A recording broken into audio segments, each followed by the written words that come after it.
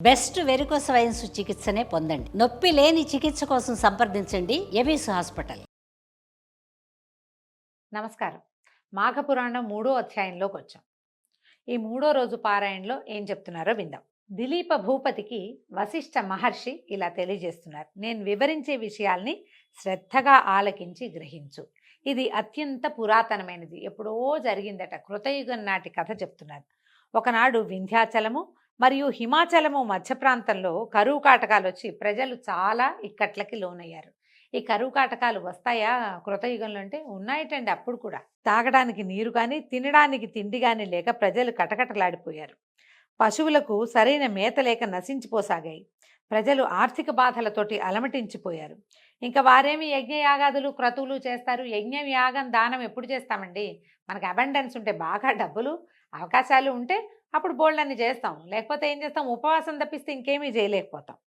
అయితే దేవతార్చనలు కానీ ధర్మకార్యాలు కానీ జరగలేదు ఆ కాలంలో. అడవులందు తపస్సు చేసుకునే మునీశ్వరులు కూడా ఈ కరువు కాటకాలకి తట్టుకోలేక వలసపోవటం మొదలుపెట్టారు. మునీశ్వరులు వీళ్ళంతా ఏమిటి, వీళ్ళకి ఏదో కొద్ది కొద్దిగా నివర్ధాన్యాలు అవి పండేవి, ఏదో కొంచెం వండుకునేవారు. భిక్ష లభించేది అపారంగా. అంటే ప్రజలు గనక ధనధాన్యాలతో తొలుతొగుతూ ఉంటే వాళ్ళ దగ్గర నుంచి యజ్ఞయాగాది క్రతువులకి కావలసిన సంభారాలు వచ్చేవి. ఋషీశ్వరులకి మునీశ్వరులకి కావలసిన భిక్ష కూడా లభించేది. వాళ్ళ దగ్గర ఏం లేదు, వాళ్ళు వీళ్ళకేం పెడతారు? వీళ్ళకి పెట్టలేకపోయారు. దాంతో మునీశ్వరులు కూడా వలస వెళ్ళిపోవటం మొదలుపెట్టారట. ఈ ప్రాంతంలో ప్రవహిస్తున్నటువంటి రేవా నదీ తీర ప్రాంతం అంతా కూడా, రేవా నది చాలా, ఈ రేవా తీరం ఎక్కడ కనపడుతుంది మనకి? సత్యనారాయణ వ్రత కథలో రేవా తీరంలో చెప్తారనమాట. రేవా అనే నది ఉందని. విడిగా మనకెక్కడ ఆ నది కనిపించదు, అంటే మన ప్రాంతంలో లేదు కాబట్టి. ఇదంతా నీళ్లు తగ్గిపోయి ఫలవృక్షాలు పంట భూములు ఎండిపోవటం మొదలుపెట్టాయి. కనీసం తాగడానికి కూడా నీరు లేని దుస్థితి దాపురించిందట. ఈ అడవిలో బహుముఖ ప్రజ్ఞాశాలి తపోధన సంపన్నుడైన భృగు మహర్షి కూడా నివసిస్తూ ఉండేవాడు. ఈ అనావృష్టి ప్రభావం ఆయన కూడా తగిలింది. ఆయన కూడా ఈ నీచ నికృష్ట కరువు కాటక స్థితిని భరించలేకపోయాడు. సరే, ఎంతో కాలం నుంచి ఉంటున్న ఈ ప్రాంతాన్ని విడవలేక ఆలోచించి చివరికి హిమాలయ ప్రాంతాలకి వలస వెళ్ళిపోయాడట. ఈ హిమాలయ పర్వత ప్రాంత పడమటి దిక్కున ఒక కొండచర్య ఉంది. ఈ కొండచర్య అక్కడున్న కైలాస పర్వతానికి కొంచెం సమీపంలో ఉందట. కైలాసానికి దగ్గరలో ఉంది.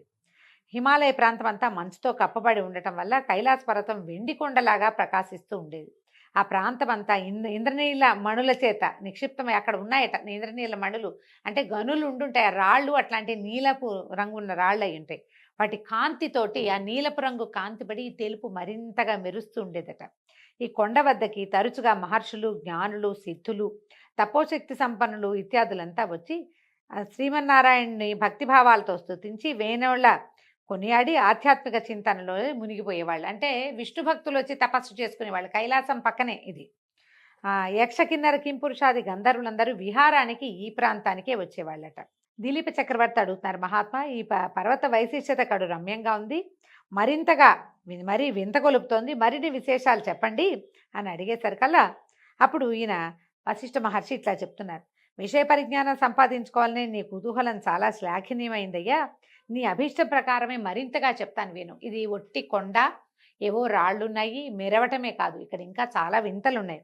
ఈ వింత వన్యమృగాలు, పలు రకాలైన పక్షులతోటి నిండి ఉండే ఈ పర్వతరాజం మిక్కిలి విచిత్రమైనది. సాధారణంగా అంత మంచు ఉంటే పక్షులు ఉండవనుకుంటాం, కానీ హిమాలయ వర్ణనలో హిమాలయాల మీద చెట్లు ఉన్నాయని, కొండలు, పర్వతాలు, శిఖరాలు చాలా ఉన్నాయని, బోలెడు రకాల జంతువులను గురించి వర్ణన ఉంటుందండి.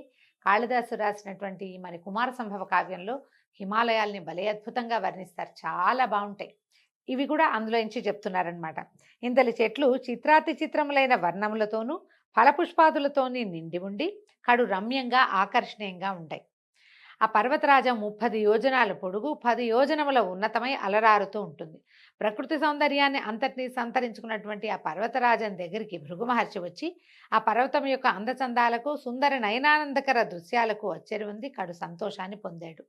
తాను తదేక దీక్షతో తపస్సు చేసుకోవడానికి ఇదే అనువైన ప్రాంతమని అనుకుని అచోటనే తన ఆశ్రమాన్ని నిర్మింపజేసుకుని తపస్సు కొనసాగించాడు. ఇట్లు కొంతకాలం అయింది. భృగు మహర్షి యొక్క తపస్సు నిర్విఘ్నంగా కొనసాగుతూ ఉంది. అత్యంత పరమనిష్టాగరిష్ఠుడైనటువంటి భృగు మహర్షికి ఆ ప్రాంతం ఎంతో తగినట్టుగా ఉంది. సంతృప్తిగా తపస్సు చేసుకుంటూ ఉండేవాడట. కొన్నాళ్ళు అయిన తర్వాత ఒకనాడు ఒక గంధర్వుడు భార్యా సమేతుడయ్యి ఈ పర్వతం మీదకి వచ్చి విహరిస్తూ తపస్సు చేసుకుంటున్న భృగు మహర్షిని చూశాడు. మహర్షి పట్ల ఆకర్షితుడై తన వృత్తాంతాన్నంతా చెప్పాడు. దగ్గరకు వచ్చి నమస్కారం చేశారు భార్య భర్త ఇద్దరు. అతను ఏం చెప్తున్నాడు, ఓ మహాత్మా, తమరు తపోశక్తి సంపన్నులు, సర్వజ్ఞులు, కావున మీరు దయతలిచి నా కష్టాలని కడతీర్చమని ప్రార్థిస్తున్నాను అన్నాడు. అనేసరికల్ భృగు మహర్షి, గంధర్వ, నీకు వచ్చిన కష్టం ఏమిటి? నువ్వెందుకు విచారంగానో భార్యాద్వితీయుడుగా ఉన్నావు. భార్యాభర్తలిద్దరూ కలిసి ఉంటే ఇంకా కష్టమేమిటి? అదే కాదు అత్యంత సుఖమైన సంగతి. ఇలా ఎందుకు బాధపడుతున్నావు? నీ వృత్తాంతం అంతా చెప్పు. ఏ విషయం వల్ల నువ్వు బాధపడుతున్నావో నాకు అర్థమయ్యేలాగా చెప్పమన్నాడు. అప్పుడు గంధర్వుడు చెప్పాడు, ఓ భృగు మహర్షి, నా కష్టాన్ని నేను ఏ విధంగా చెప్పను?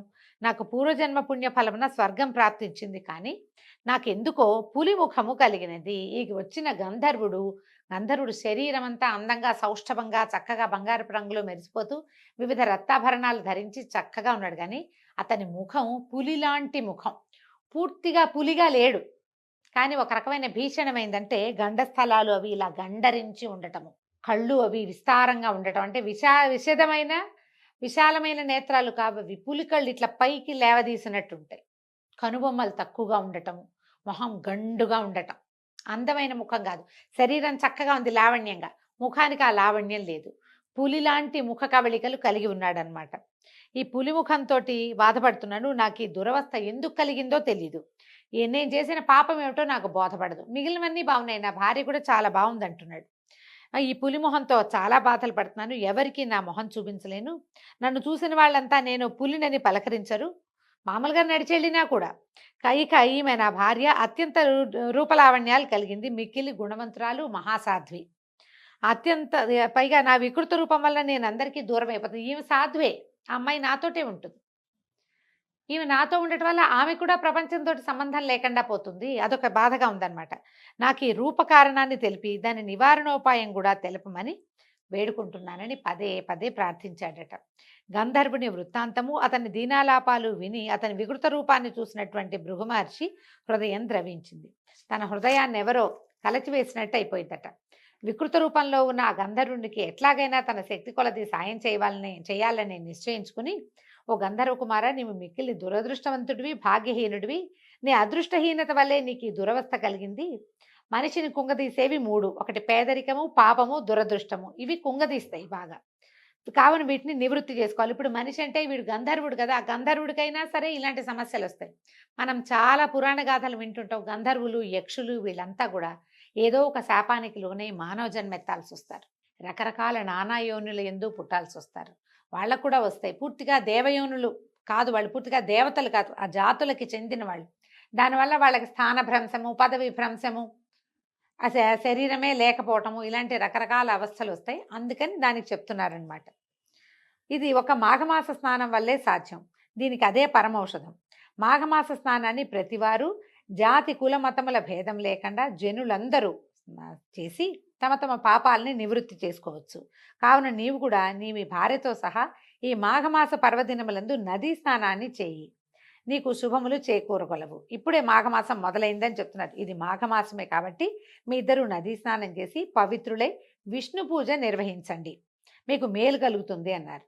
మాఘమాస నదీ స్నానం చేసుకునేసరికి నీ కష్టాలు తొలగిపోతాయి, భయపడద్దు, నీ మనోవాంఛ నెరవేరుతుందని మునిపుంగవుడు మాఘమాస విశిష్టతని వివరించాడు. ఇప్పుడు చూడండి, మనం మామూలుగా ఏం చెప్తున్నాం? సూర్యారాధన అని చెప్తున్నాం, విష్ణువారాధన చెప్తున్నారు. ఈ మాఘంలో స్నానం చేసి విష్ణువాలయాన్ని దర్శించడం చాలా మంచిది, విశేషమైంది. విష్ణువాలయాన్ని దర్శించలేని వాడు సూర్యుడి ముఖం దర్శనం చేసినా కూడా ఫలితం లభిస్తుంది. నెల రోజుల పాటు రోజు పొద్దున్నే లేచి స్నానం చేసి సూర్యుడి ముఖం చూడండి. మీ ముఖ వర్చస్సులో ఎలాంటి మార్పు వస్తుందో మీకే తెలుస్తుంది. మొహం మాడిపోయేదాకా నుంచో ఒక్కర్లా సూర్యుడి ముందు ఓ చెంబు నీళ్ళు చూపించి నమస్కారం చేసుకుంటే ఉదయకాలపు సూర్యకాంతి వల్ల శరీరానికి కావలసిన కొన్ని విటమిన్లు అందుతాయి. పొద్దున్నే లేవటం వల్ల మొహం వికాసంగా ఉంటుంది. తెల్లవారే లేచి స్నానం చేయటం వల్ల ఫ్రెష్గా ఉంటాం, ఆరోగ్యం బాగుంటుంది. స్నానం చేసి ఆహార స్వీకారం చేయటం వల్ల కూడా ఆరోగ్యం బాగుపడుతుంది.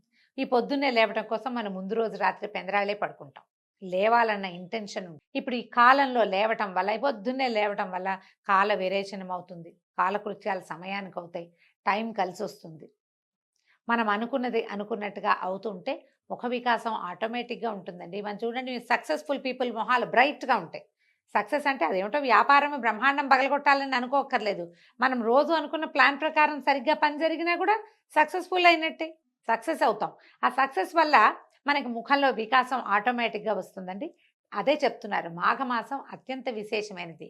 దీనికి పొద్దున్నే లేవడం, ఈ స్నానం చేయటం, సూర్యారాధన లేదా భగవదారాధన మనం ఏది ఆరాధన చేసుకుంటే మన ఆరాధన క్రమాన్ని బట్టి. మనం ఇంకేం చెయ్యం. మనకి సూర్యారాధన లేదు, ఇంకో ఆరాధన లేదు. కానీ సూర్యుడు అందరికీ అవసరం కదండీ! ఆరాధన లేదు, సూర్యుడు మీకొద్దా? కావాలి ప్రతి వాళ్ళకి. సూర్యుడే కదా మన రోజుని నడిపేవాడు. మనకి పచ్చదనాన్ని ఇచ్చేవాడు, మన కళ్ళకి వెలుగిచ్చేవాడు, మన ఇంటికి ఆరోగ్యాన్ని ఇచ్చేవాడు సూర్యుడే.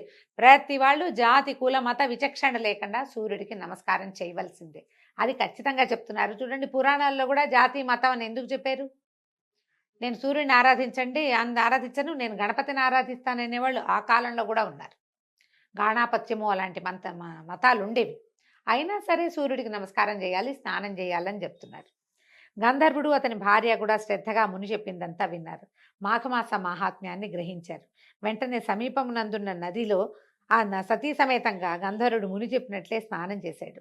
అయితే కథలో చెప్తారంటే అంతే, ఇలా ఒక్కసారి స్నానం చేయగానే ముఖవర్చస్సు మామూలుగా అయిపోయిందని.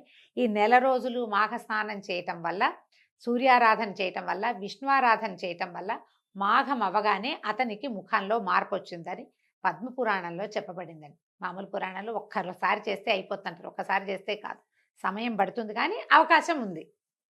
అయితే క్రమంగా అతనికి ముఖంలో ఉన్నటువంటి పులి రూపం పోయి అందమైన తోటి వెలిగిపోసాగాడు. భర్తను చూసిన ఆ గంధర్వుని యొక్క భార్య ఆనందంతో ఉబ్బి తబ్బిబ్బైపోయింది. మిక్కిలి తేజస్సుతో సుందరమైన ముఖవర్చస్సుతోటి ప్రకాశిస్తున్న భర్తని కౌగిలించుకుంది. అమితానందంతో ఆ గంధర్వ దంపతులు ఆనంద సాగరంలో ఓలలాడారు. కొంతసేపటికి గంధర్వ దంపతులిద్దరూ తీరుకొని మునిశ్రేష్ఠుడైన భృగు మహర్షి దగ్గరకు వచ్చారు. వాళ్ళిద్దరూ మహర్షికి సాష్టాంగ దండ ప్రణామాలు చేసి భృగు మహర్షిని వేనోళ్లా కొనియాడి తమ నిజ నివాసానికి వెళ్ళిపోయారు. భృగు మహర్షి వారిని హృదయపూర్వకంగా దీవించి పంపివేశారు. ఈ విధంగా ఈ పులిముఖం కలిగినటువంటి గంధర్వ యువకుని చరిత్రని వశిష్ఠ మహర్షి దిలీప మహారాజుకు విన్నవించి, రాజా విన్నావు కదా ఈ మాఘమాస ప్రత్యేకత, కాబట్టి మాఘమాసంలో కేవలం నదీ స్నానం చేస్తేనే ఎలాంటి పుణ్యం సిద్ధిస్తుందో తెలుసుకున్నావు, కాబట్టి ఈ మాఘమాస స్నానాలని విశేషంగా చేయాలని ప్రచారం చేయమని దిలీప మహారాజుకి వశిష్ఠ మహర్షి తెలియజేశారు. దీంతో 3వ రోజు పారాయణ పూర్తయిందండి. రేపు ఉదయం 4వ రోజు పారాయణతో మళ్ళీ కలుసుకుందాం. నమస్కారం.